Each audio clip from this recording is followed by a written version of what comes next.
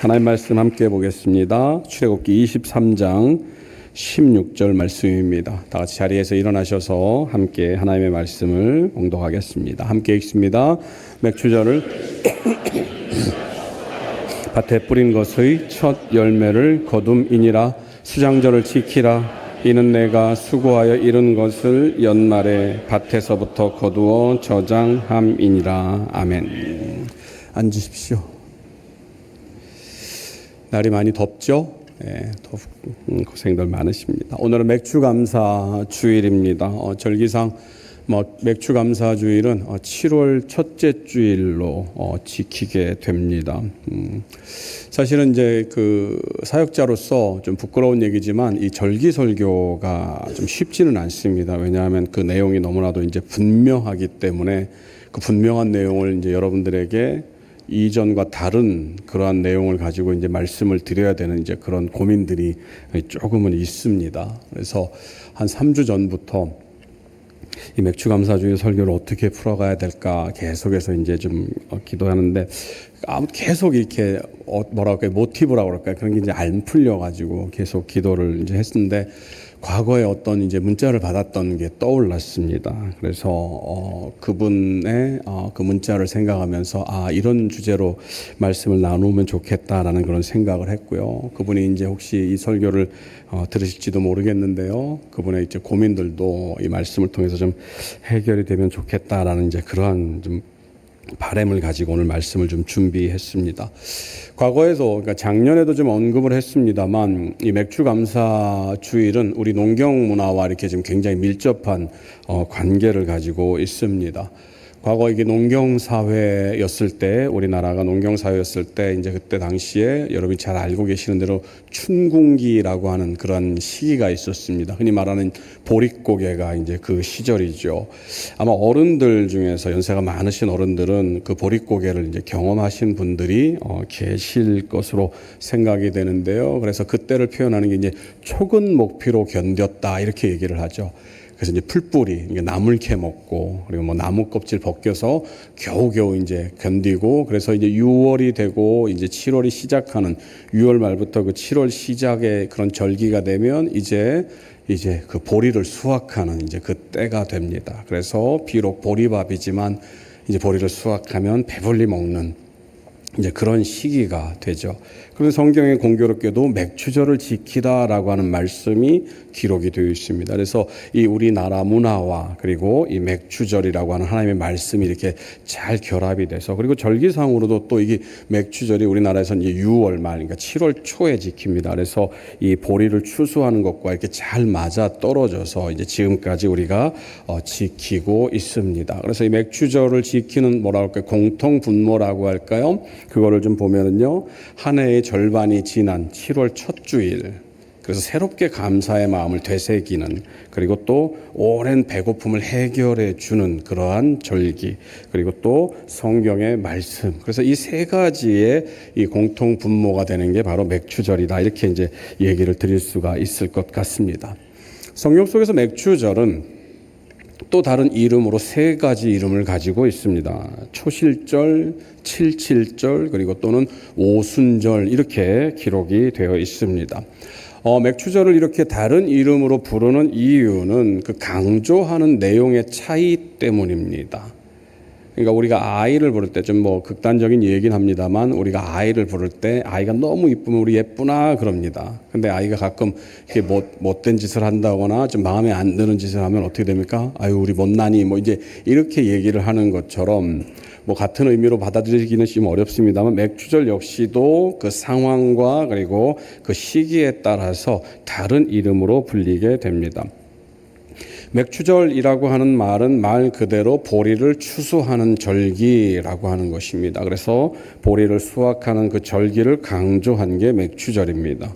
초실절이라고 하는 말은요, 첫 번째 수확한 곡식으로 예물을 드린다라고 하는, 제사를 드린다라고 하는 것입니다. 그래서 이 초실절의 의미는 추수의 시작을 알리는, 그래서 이 맥추절이 가지고 있는 상징적인 의미, 다시 말하면 가나안 땅에 들어가서 그 땅의 수확을, 그 땅의 소산물을 거둘 것이다라고 하는 그런 의미를 담고 있는 명칭이 바로 초실절입니다. 그러니까 맥추절은 객관적인 상황을 설명한 것이라고 하면, 초실절은 그 상황 안에 들어있는 의미를 설명하는 그러한 명칭이라고 할 것입니다.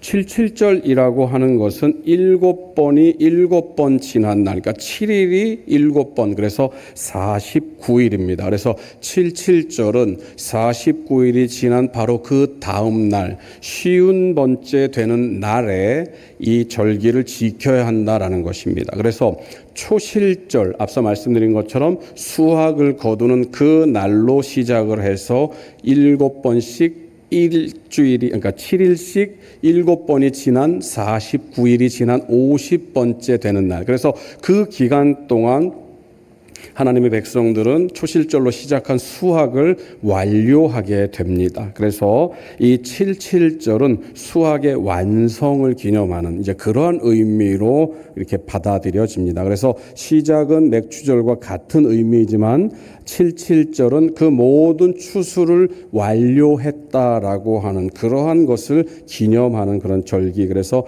맥추절을 다른 이름으로 77절로 불립니다. 그리고 이 77절이 신약에 와서는 말씀드린 것처럼 7 곱하기 7 하면 49일이고 그 다음 날이 50일째 되는 날이기 때문에 여러분이 신약 속에서 잘 들어보았던 오순절이라고 하는 말, 오순이라고 하는 것은 5과 10을 나타내는 순, 요게 합쳐져서 오순, 그래서 50일을 말합니다. 그래서 이 77절이 신약에 와서는 오순절이라는 명칭으로 지켜집니다. 그래서 말씀드린 것처럼 그 상황과 의미에 따라서 이 맥추절이 77절로, 그리고 초실절로, 그리고 신약에 와서는 오순절로 지켜집니다. 이스라엘 백성들은 하나님의 명령을 따라서 지켜야 할 절기가 3가지가 있습니다. 여러분이 잘 알고 계시는 유월절, 그리고 또 들어보셨을 겁니다. 초막절, 그리고 방금 읽은 맥추절이 그 절기입니다. 유월절은 여러분이 너무나도 잘 알고 계시겠지만 이스라엘 백성들이 출애굽을 하면서 하나님께서 이스라엘 백성들을 향해서 말씀을 주시죠. 무엇입니까? 양을 잡아서 문에 그 피를 발라라. 그렇게 되면 하나님의 재앙이 그 집을 넘어갈 것이다. 그 말씀을 따르지 않은 애굽에 있는 모든 장자, 사람으로부터 짐승에 이르기까지 첫 번째로 낳은 것은 모두 다 죽임을 당하게 됩니다. 그래서 유월, 다시 말하면 하나님의 재앙이 넘어갔다라고 하는 것을 기념하는 날이 바로 유월절입니다. 그래서 하나님은 이스라엘 백성들에게 유월절을 지킴으로 말미암아서 애굽에서 종되었던 너희들을 하나님께서 애굽에서 이끌어내셨다라고 하는 것을 기념하도록 하셨습니다. 그리고 또 한 가지는 초막절입니다. 초막절은 말 그대로 풀로 지은 집이라는 의미입니다. 그래서 이 초막이 어떤 의미입니까? 이스라엘 백성들이 유월절로 말미암아서 이제 애굽을 떠나서 가나안 땅으로 들어가는 그 40년의 기간 동안 그들은 어디 정착해서 머물러 살 수 없는 형편이었습니다. 그렇기 때문에 그들은 초막을 짓고 천막을 짓고, 마이크가 자꾸 잘 들립니까, 여러분? 잘 들리세요? 죄송합니다. 그래서 초막을 짓고 살아가는 그것을 기념하라고 말씀하십니다. 그래서 비록 초막을 짓고 살지만 그 초막의 삶은 하나님께서 이끄신 40년의 삶이었다라고 하는 것을 의미합니다. 그래서 이 초막절은 광야 40년을 하나님께서 지키고 보호하셨다라고 하는 것을 기념하는 절기입니다. 그리고 오늘 우리가 살펴보는 그 추수감사절, 그 맥추절은 어떤 의미인가? 하나님께서 이제 너희들을 가나안 땅으로 이끄실 텐데 그 가나안 땅에 들어가게 되면 그 땅의 소산을 먹을 것이다. 그리고 그 땅의 소산을 내가 약속할 것이다 라고 하는 의미로 바로 하나님께서 맥추절을 절기를 정해서 이스라엘 백성들로 하여금 지키도록 하셨습니다. 그런데 저와 여러분들은 오늘 이 현대라고 하는 이 시간을 살고 있습니다. 그리고 저와 여러분들이 지키는 절기는 이 유월절과 초막절은 다 제쳐두고 맥추절만 지킵니다.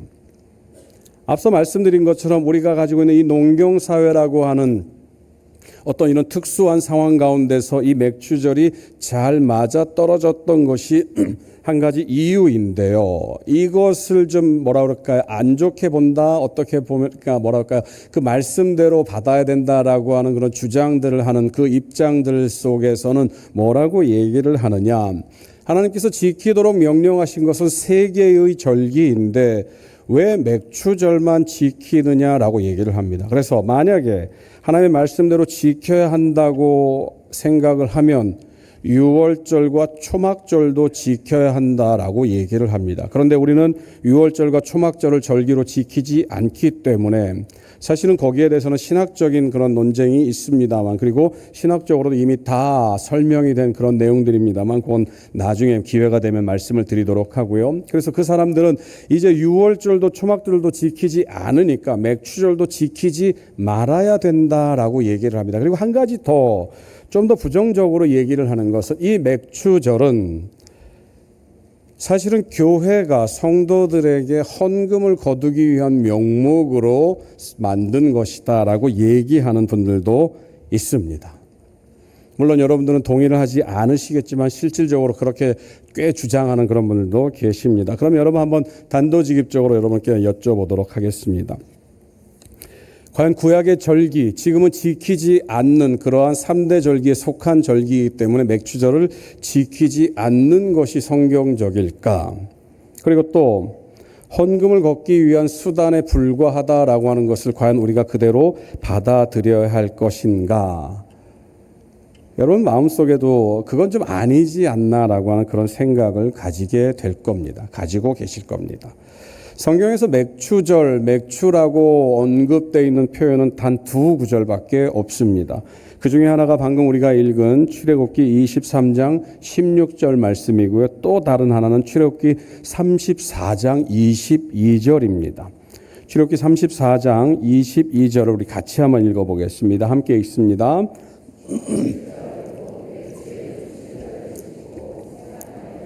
수상절을 지키라. 말씀드린 것처럼 맥추절을 다시 말하고 있는 77절이 기록이 되어 있습니다. 그래서 77절 곧 맥추의 초실절을 지키고, 그래서 초실절 처음 거둔 열매를 드리는 그러한 절기, 이렇게 이해를 하시면 좋을 것 같습니다. 그런데 학자들의 의견이 분분하다기보다는 이미 정리가 되어 있습니다. 성경에서 말하고 있는 이 맥추절, 그리고 맥추는 우리가 지금 알고 있는 우리 문화권 속에서, 우리 문화 속에서 생각하고 있는 보리가 아닙니다.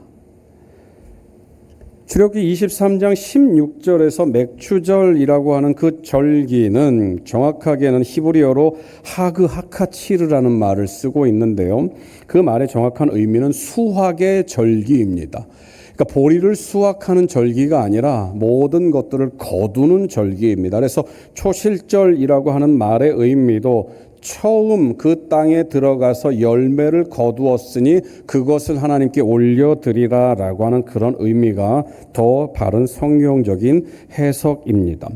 그리고 우리가 또 읽어본 것처럼 출애굽기 34장 22절 77절 곧 맥추의 초실절이라고 하는 그 말에 가지고 있는 의미는 히브리어는 비쿠레 커치르 히팀이라는 말을 쓰는데요. 그 의미는 밀의 초실절입니다. 정확하게는 맥추라고 하는 보리를 뜻하는 것이 아니라 밀을 뜻합니다. 그러니까 성경에서 말하고 있는 이 맥추절은 보리와는 아무런 상관이 없는 절기라고 해도 과언이 아닐 것입니다. 그래서 세번역 성경은요, 출애굽기 34장 22절을 이렇게 기록합니다. 너희는 밀을 처음 거두어 드릴 때에는 77절을 지키고. 말씀드린 것처럼 보리와는 아무런 상관이 없습니다. 그러면은 이제 다시 우리의 삶으로 돌아와서 우리는 보리 농사도 짓지도 않고 성경은 보리라고 얘기도 하지도 않고, 그런데 그런 맥추절을 지키라고 하는 것은 결국은 헌금을 거두려고 하는 핑계에 불과하지 않냐라고 이렇게 얘기를 할 수도 있을 것입니다. 그럼 과연 그것이 맞을까? 성경적으로도 현실적으로도 보리와는 아무런 상관없는 그러한 절기를 우리가 지켜야 하는 이유는 무엇일까? 그것은 그 절기 속에 담겨있는 이유 때문입니다.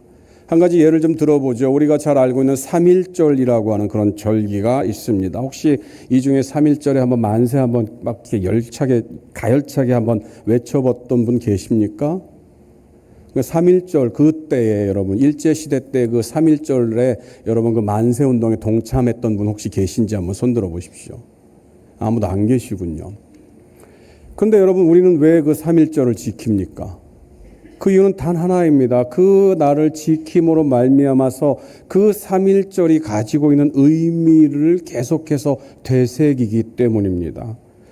현실적으로 저와 여러분들은 3.1절과는 아무런 상관이 없는데 우리는 매년 3.1절이 되면 순국선열을 생각합니다. 그래서 유관순 누나를 떠올리면서 그 어린 나이에 독립만세운동을 부르다가 형장의 이슬로 사라진 그 순국선열들을 생각하면서 다시 한번 나라를 사랑하는 마음을 되새기게 되고, 또 우리가 이 나라를 어떻게 이끌어 왔는지를 다시 한번 생각하게 되는 것입니다. 그래서 우리가 맥추절을 지켜야 하는 이유는 실질적으로 우리가 그 맥추절에 아무런 연관이 없다 할지라도 성경 속에서 이 맥추절을 통해서 하나님께서 우리에게 들려주시고자 하는 그 음성을 들어야 하고, 그리고 그 음성을 듣는 사람은 맥추절을 경험할 때마다, 맥추절을 지킬 때마다 우리와 함께 하시는 하나님의 뜻을 발견하게 된다라고 하는 것입니다.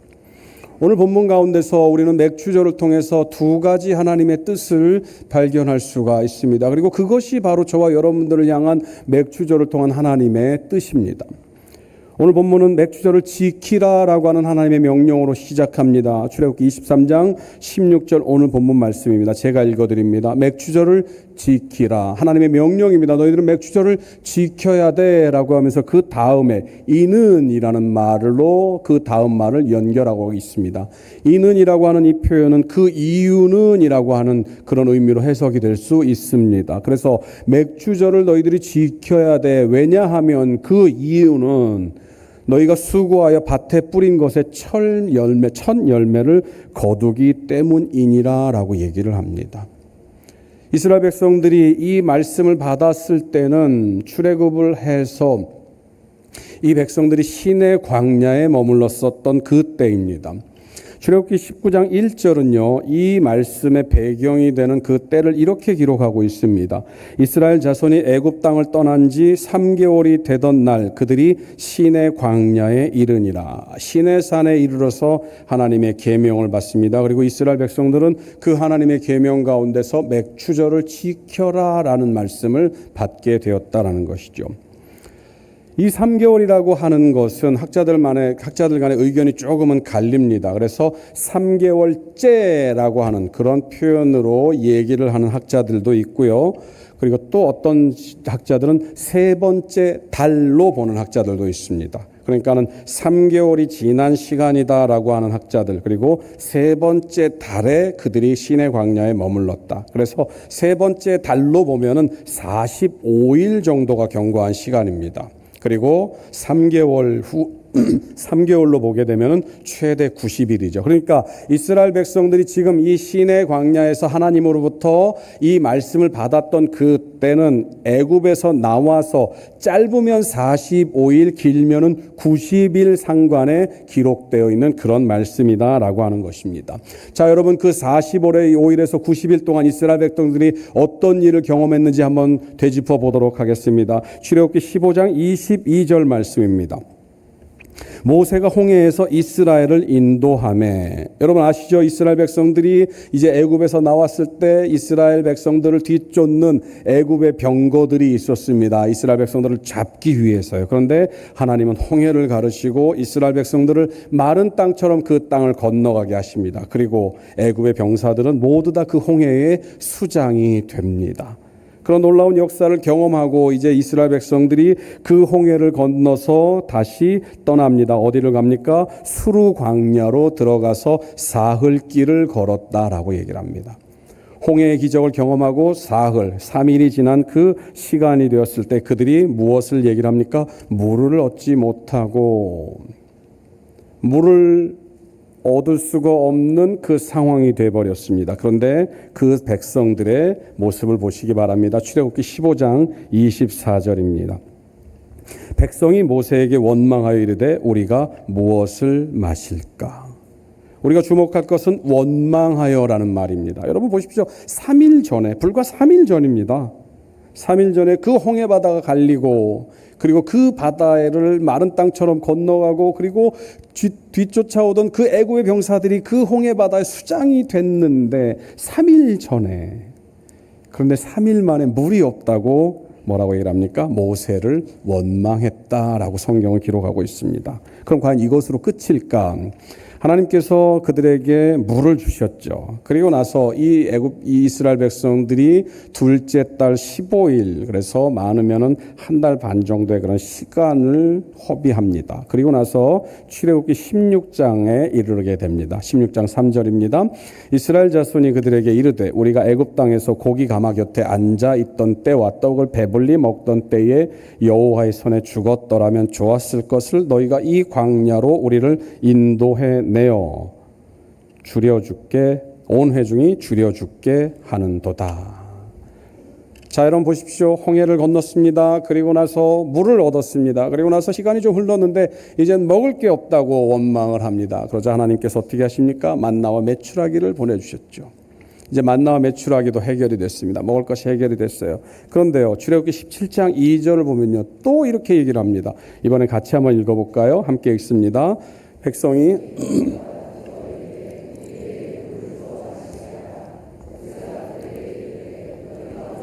나와 다투느냐? 너희가 어찌하여 여호와를 시험하느냐? 자, 물도 해결됐습니다. 먹을 것도 해결됐어요. 그리고 나서 또 이제 물이 없나 봅니다. 이동을 했는데 그 자리에 물이 없습니다. 그랬더니 또 물 달라고 얘기를 합니다. 모세가 말합니다. 너희들이 왜 자꾸 나와 이렇게 싸우려고 하느냐? 그런데 그 말 이후에 또 무엇이라고 얘기를 합니까? 여호와를 시험하느냐? 너희들이 지금 나와 다투는 것은, 나에게 물을 달라고 하는 것은 실상 너희들의 불평을 얘기를 하는 것이 아니라 사실은 하나님을 시험하는 것이다. 왜요? 지금까지 하나님께서 필요한 것들을 다 공급해 주셨는데 어쩌자고 계속해서 눈앞에 보이는 현실 때문에 하나님을 향해서 불평을 내뱉느냐라고 하는 것이죠. 하나님께서 결국은 이스라엘 백성들을 계속해서 지키고 보호하셨다라고 하는 것을 우리는 성경을 통해서 잘 알고 있습니다. 그런데 하나님께서는 이 길어야 3개월이 되는 그 시간 동안 계속해서 불평을 일삼는 이스라엘 백성들을 향해서, 하나님 앞에서 원망을 내뱉는 이스라엘 백성들을 향해서 맥추절을 지키라고 말씀하십니다. 그 맥추절은 무엇입니까? 너희가 가나안 땅에 들어가게 되면, 약속한 그 땅에 들어가게 되면, 젖과 꿀이 흐르는 그 땅에 들어가게 되면 그 땅의 소산으로 너희가 먹게 될 것인데, 너희들이 그 땅의 소산을 얻게 되면 그 소산을 얻은 그 이듬해, 그러니까는 가서 심어서 이제 그 내년에 그 하루 한 해가 지난 그 뒤에 그 열매를 거두게 되면 나에게 드림으로 이 절기를 지켜야 한다라고 하는 것입니다.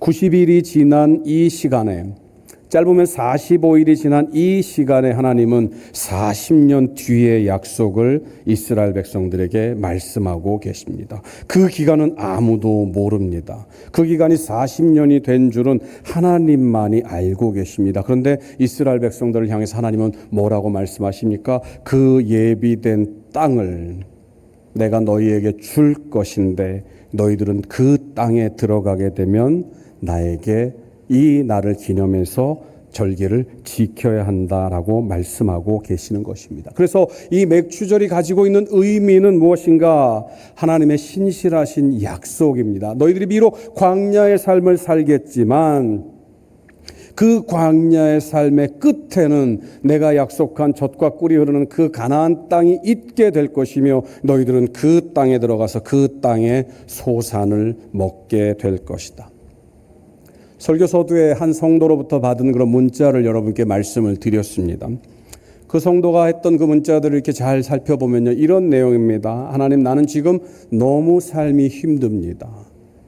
그런데 하나님께 드리면, 하나님께 바치면 하나님께서 모든 것들을 응답하신다고 하셨으니 하나님, 내가 하나님께 진심을 다해 바치겠습니다 라고 얘기를 합니다. 하나님께 내 문제를 해결해 주길 원해서 간절히 바라며 하나님께 물질을 드렸지만 문제는 해결되지 않고 여전히 내 삶은 어려움 가운데, 광야 가운데 있다라고 하는 이제 그러한 내용을 저에게 보냈었습니다.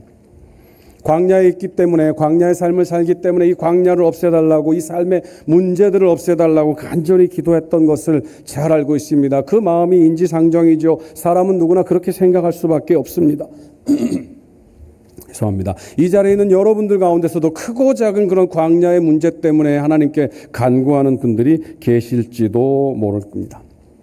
그리고 한번 생각해 보십시오. 이스라엘 백성들이 하나님께서 맥추절을 제정해 주시고 이스라엘 백성들로 하여금 그 날을 기념하라고 하는데 그것이 가장 확실하게, 가장 빠르게 올 수 있는 방법은 하나님께서 광야 40년의 여정을 그 백성들로 하여금 걷지 않도록 하시면 됩니다.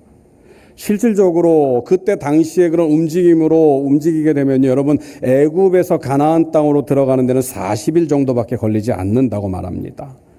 그러니까요, 굳이 시내산에 들어갈 필요도 없고요, 광야 그 여정을 40년 동안 헤맬 필요도 없습니다. 하나님이 그냥 바로 직행으로 가나안 땅에 들어가게 하시면 모든 문제가 해결됩니다. 그런데 하나님은 그렇게 하시지를 않아요. 광야의 문제를 해결할 수 있는 방법은요, 또 두 번째 있습니다. 그건 무엇입니까? 하나님께서 그 광야의 모든 그 여정을 가나안 땅과 똑같이 만들어버리면 된다라는 것입니다. 내리쬐는 태양도 없고요, 밤에 몰아치는 그런 무서운 그런 냉기도 없습니다. 그리고 사막길에는 평탄한 길이고요, 이 주변을 사방을 둘러보면 온갖 것들이 그냥 풍요롭게 있는 그러한 땅을 가게 되면 마치 피크닉 가는 것처럼, 소풍 가는 것처럼 그냥 40일 동안 털레털레 걸어서 가면 됩니다. 그런데 하나님은 이스라엘 백성들에게 광야를 걷도록 하셨고 그 광야에서 무려 40년 동안을 지내도록 하셨습니다. 그 이유가 무엇일까? 신명기 8장 2절에서 3절이 그 이유를 우리에게 말씀하고 계십니다. 같이 읽겠습니다. 내 하나님 여호와께서 이 40년 동안에 내게 광야 길을 걷게 하신 것을 기억하라. 이는 너를 낮추시며 너를 시험하사 내 마음이 어떠한지 그 명령을 지키는지 지키지 않는지 알려 하심이라. 너를 낮추시며 너를 줄이게 하시며 또 너도 알지 못하며 내게 먹이신 것은 사람이 떡으로만 사는 것이 아니요 여호와의 입에서 나오는 모든 말씀으로 사는 줄을 내가 알게 하려 하심이니라. 여기 잠깐 놔두십시오.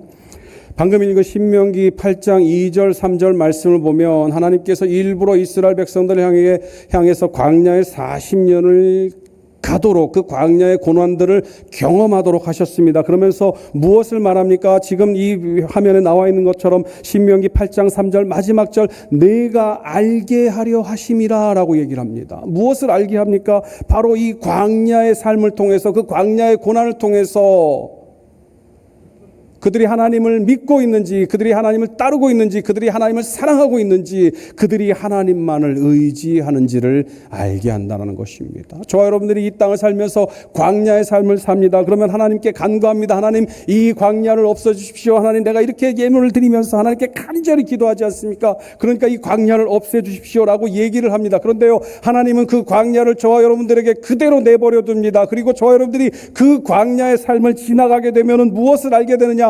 저와 여러분들이 과연 하나님만을 믿고 있는지를 알게 됩니다. 저와 여러분들이 그 광야의 40년을 살게 되면 우리는 알게 됩니다. 저와 여러분들이 과연 내가 하나님만을 사랑하고 있는지, 저와 여러분들이 광야의 삶을 살게 되면요, 내가 과연 하나님만을 의지하고 있는지를 알게 됩니다. 저와 여러분들이 광야의 삶을 살게 되면요, 저와 여러분들이 하나님의 말씀에만 순종하는지를 알게 된다는 것입니다. 광야의 삶이 없을 때는 우리는 그냥 하나님을 사랑하는 줄을 압니다. 광야의 삶이 없을 때는 우리는 하나님만을 의지하는 줄 알고 있습니다. 광야의 삶이 없을 때는요, 우리는 하나님의 말씀에 순종하는 사람으로 생각을 합니다. 그런데 아니에요, 여러분. 저와 여러분들이 진실된 하나님을 사랑하는, 하나님을 믿고 따르는, 하나님을 의지하는 사람임을 알게 될 수 있는 방법은 광야밖에 없습니다. 왜요? 광야에서는 하나님만을 믿을 수밖에 없기 때문입니다. 세상에 그 어떤 도움도 광야에서는 찾을 수 없기 때문입니다. 사랑하는 성도 여러분, 하나님은 이스라엘 백성들을 향해서, 이 광야를 시작하는 이스라엘 백성들을 향해서 말합니다. 너희들이 이제 40년의 광야의 삶을 겪게 될 터인데 그 기간 동안에 나를 믿고 나를 의지하고 나를 따르라. 내가 너희들을 사랑하고 너희들을 지키고 보호하신다는 것을 믿어라. 그리고 그렇게 믿는 자들은 맥추절을 지키게 될 것이다.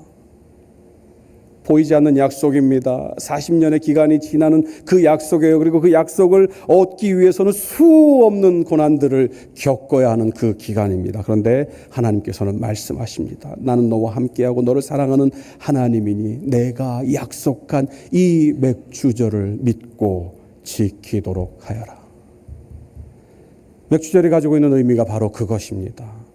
눈앞에 보이지 않는 그 맥추절이지만, 눈앞에 약속되어 있지만, 그것을 우리가 확인할 수 없는 그 40년의 기간이지만, 그것을 믿고 의지하면 그 과정 가운데서 경험하는 모든 광야의 고난은 약속하신 하나님의 은혜를 준비하는 예비 기간에 불과하다는 것입니다. 맥추절을 통해서 우리가 경험할 수 있는, 우리가 알아야 하는 그 하나님의 뜻, 하나님의 은혜는, 그렇게 하나님의 뜻을 믿고 의지하는 사람은 이 광야의 삶 속에서도 참된 기쁨을 누린다라고 하는 것입니다. 여러분, 이것은 그냥 제가 여러분들에게 무슨 뇌피셜로 요즘 말로 하면은 그냥 이렇게 얘기하면서 그냥 무슨 최면을 거는 그런 의미가 아닙니다. 여러분, 이것은 하나님께서 약속하신 말씀 가운데 있는 하나님의 뜻입니다. 신명기 16장 10절을 보면요, 그 의미들을 우리에게 전달하고 있습니다. 같이 한번 읽겠습니다. 네, 하나님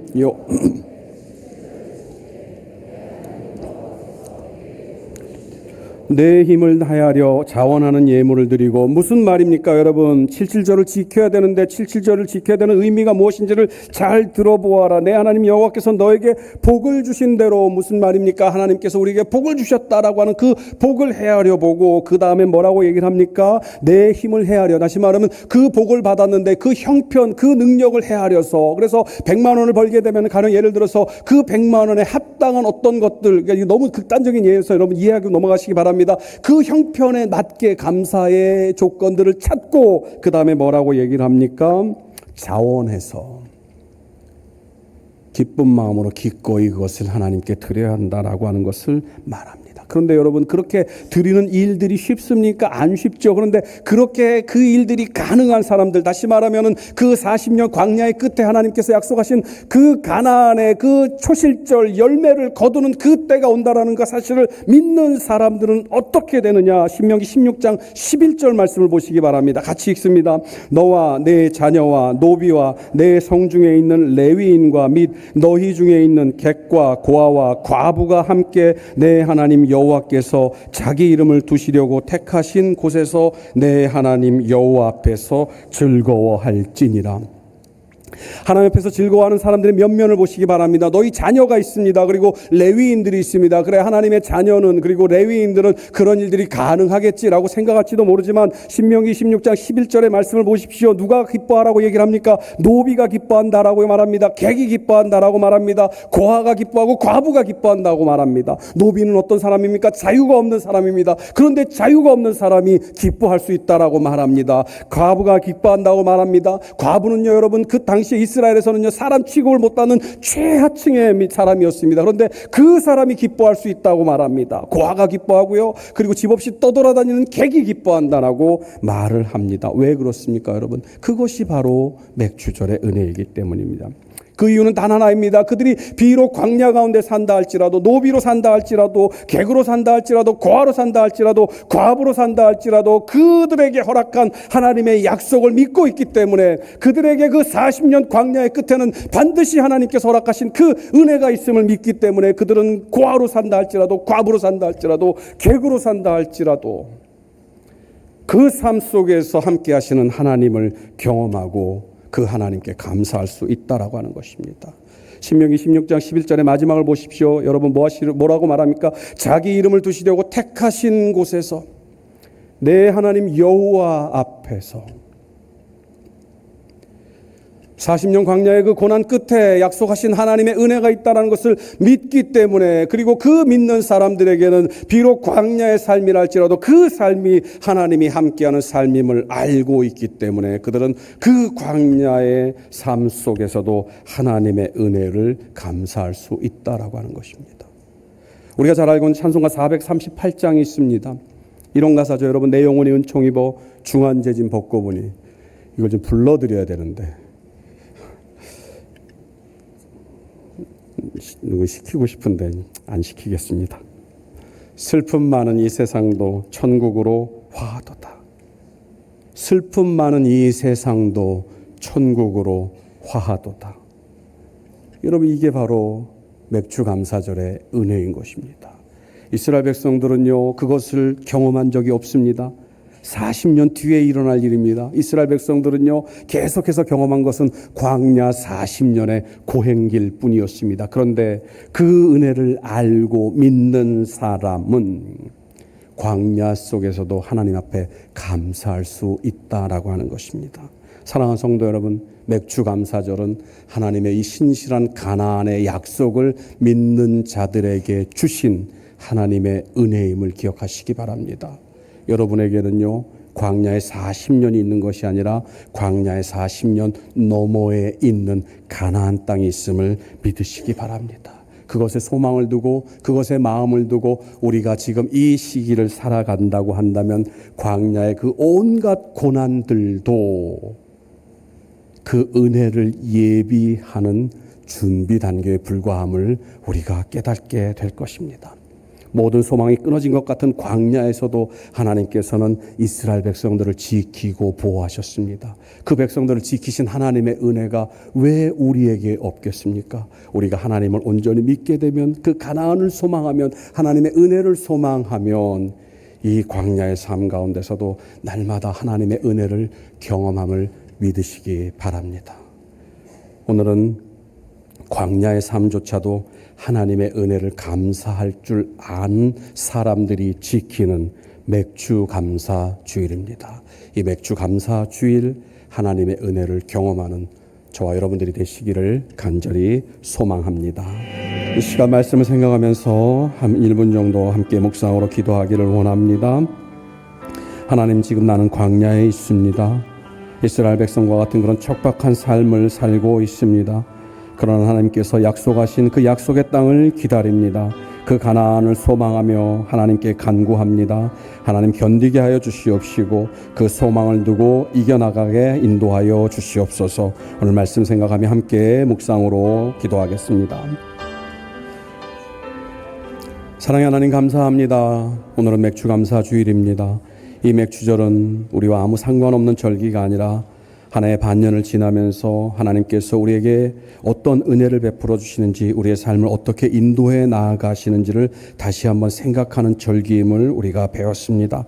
하나님, 오늘 말씀 기억하면서 비록 우리가 광야의 삶을 살고 있다고 할지라도 그 광야의 삶은 우리로 하여금 하나님을 온전히 믿고 의지하고 있는지를 분별하는 그러한 과정임을 믿게 하여 주시옵시고, 이 광야의 삶조차도 하나님의 허락하심 가운데 있고 하나님께서 이 광야의 삶을 능히 이기도록 하심을 믿고 가나안을 소망하며 하루하루 하나님의 은혜를 체험하는 우리 모두가 될 수 있도록 인도하여 주옵소서.